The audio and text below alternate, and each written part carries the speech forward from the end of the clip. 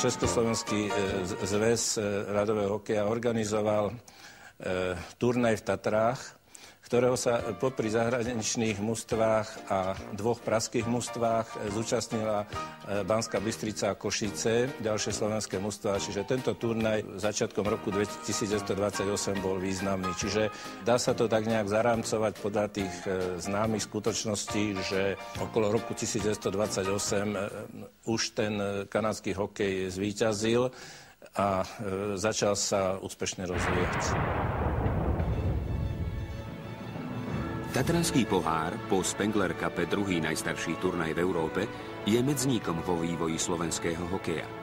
Spočiatku mal názov o pohár Palace Sanatória. Premiérový ročník sa hral na prelome rokov 1929-1930. Organizátorom ski klubu Bratislava a ŠK Vysoké Tatry sa okrem 8 českých a zahraničných tímov prihlásil aj ďalší slovenský účastník – Slavia Banská Bystrica.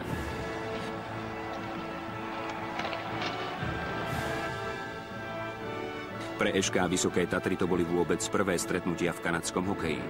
Ich brankár, Ľudovít Izák, inkasoval v 2 zápasoch 21 krát. Riaditeľ sanatória doktor Sontág mu vraj vyčítal, či sa nehambí ako lekár jeho sanatória pustiť toľko gólov. Taká hamba pred pacientami. Potvrdila sa dominancia českých klubov. Víťazom prvého ročníka sa stala Slavia Praha. Najlepšie zo slovenských mužstiev pochodila Slavia Banská Bystrica na 6. mieste. Hneď za ňou nasledoval ski klub Bratislava a domáci nováčik skončil posledný. V osudoch slovenského hokeja zohrali Vysoké Tatry ďalšiu historickú úlohu.